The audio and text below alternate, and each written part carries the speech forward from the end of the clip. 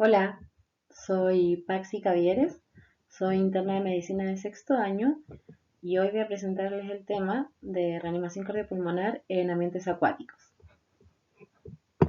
Bueno, y los objetivos de este video serán describir conceptos básicos sobre ahogamiento en agua, comprender por qué se produce un paro cardiorrespiratorio en esta situación, conocer la cadena de supervivencia en ahogamientos y reforzar los aprendizajes de reanimación cardiopulmonar que ya tenemos y reconocer la secuencia en ahogamiento.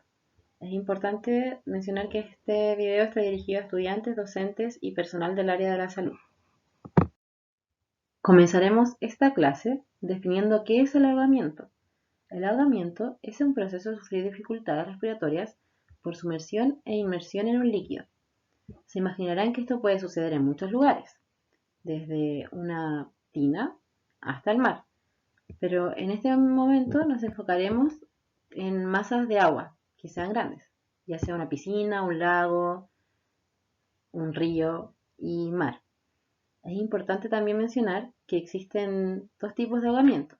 Existe el ahogamiento no mortal, que es cuando la víctima puede salir de esta situación, ya sea por sus propios medios o porque es rescatada, y el ahogamiento mortal, que es cuando la persona fallece durante esta situación o posteriormente a ser rescatada.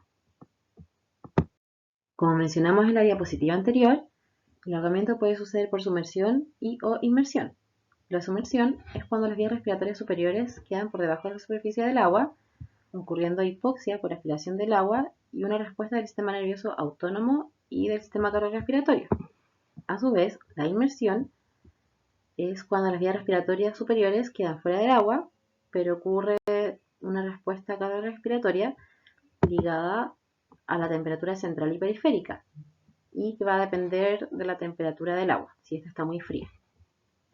La relevancia del problema radica en lo siguiente. Por cada hora, cada día mueren 42 personas por ahogamiento, o sea que cada año se registran alrededor de 372.000 muertes, de las cuales 90% se producen en países en vía de desarrollo, según las estadísticas de la OMS.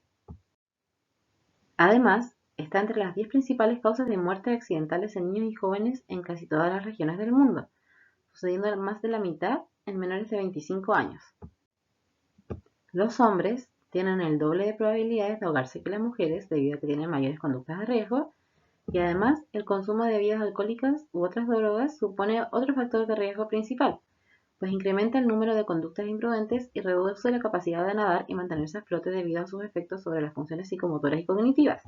Incluso se ha mostrado que la epilepsia multiplica el riesgo de ahogarse hasta 10 a 14 veces.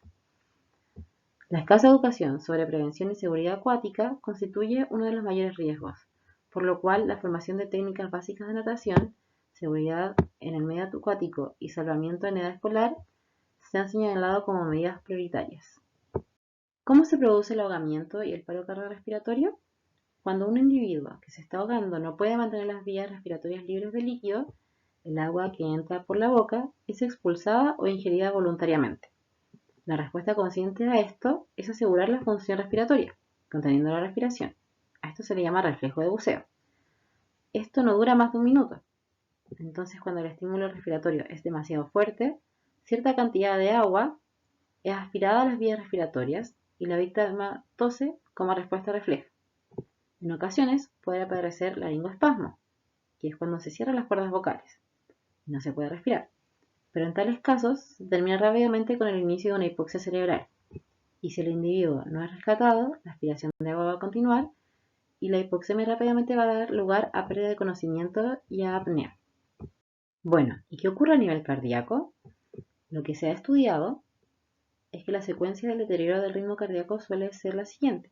En primer lugar, existe una taquicardia ventricular, seguida de una bradicardia, luego una actividad eléctrica sin pulso y finalmente una sistolia. Además, puede ocurrir un proceso llamado conflicto autonómico, en el cual existe una estimulación simultánea de las divisiones parasimpáticas y simpáticas. El contacto con agua fría estimula el sistema simpático e induce taquicardia, hiperventilación, vasoconstricción periférica y aumento de la presión arterial, mientras que el reflejo de buceo, o aguantarse la respiración, generará estimulación parasimpática e induce bradicardia. Este conflicto va a generar arritmias en menos de 10 segundos, lo cual se puede ver como agudizado si existen cardiopatía, aterosclerosis o miocardiopatías. Ahora vamos a hablar sobre la cadena de supervivencia. El primer paso de la cadena de supervivencia es prevenir el ahogamiento dentro y fuera del agua. Para ello es importante cercar las piscinas por 4 lados, usar siempre chalecos salvavidas en embarcaciones, nadar en zonas seguras donde hayan salvavidas, mantenerse cerca de los niños cuando están cerca o dentro del agua y aprender a nadar y saber maniobras de rescate. El segundo paso de la cadena de supervivencia es reconocer la emergencia y pedir ayuda. Esto significa que hay que reconocer los signos de angustia de la víctima, que principalmente incluyen una posición casi vertical y movimientos ineficaces de brazos y piernas. Es importante llamar al servicio de rescate y o de emergencia del lugar o pedirle a alguien que lo haga mientras no se pierde de vista a la víctima. Es fundamental que los rescatadores tomen precauciones para no convertirse en otra víctima al involucrarse cometiendo comportamientos peligrosos. Además, es importante que el rescate sea precoz para prevenir la aspiración inicial y posterior de agua, la dificultad respiratoria y las complicaciones médicas posteriores. El tercer paso es proporcionar flotación para prevenir la inmersión. Idealmente con un aro salvavidas, sino con lo que esté a mano. También es importante mantenerse fuera del agua para no convertirse en una potencial víctima si es que no se tiene los conocimientos de natación y de rescate acuático. El cuarto paso es sacar del agua solo si sabe cómo hacerlo y es seguro. En este sentido, si no sabe cómo hacerlo, sería bueno ayudar a la víctima, por ejemplo, si está en una piscina, dándole instrucciones desde afuera, si es que ésta está consciente. El siguiente paso sería tratar de sacar a la víctima sin entrar al agua, si es que no existe el conocimiento de cómo hacerlo y el lugar es inseguro. Y el tercer paso ya sería como sacar a la víctima del agua solo si es segura. La reanimación cardiopulmonar en ahogamiento se caracteriza porque la persona ahogada se muere fundamentalmente por falta de oxígeno. Por lo tanto, es importante iniciar la RCP por la ventilación. En este caso, vamos a mostrar el algoritmo propuesto por el Consejo Europeo de Resucitación. Entonces, tenemos nuestra víctima que no responde y no respira con normalidad. Entonces, lo primero que tenemos que hacer es pedir ayuda. Pedimos un DEA y avisamos a servicios de emergencia. Luego, o le pedimos a alguien que avise a servicios de emergencia, mientras nosotros nos dedicamos a atender a la víctima. Luego vamos a abrir la vía aérea, vamos a inspeccionar su interior, que no haya nada, ningún objeto, ¿cierto? Y vamos a posicionarlo en posición de olfateo. Realizaremos 5 ventilaciones y si posterior a esto no existe signos de vida, empezaremos RCP con un ritmo de 30 a 2. Luego se aplicará DEA siguiendo las instrucciones.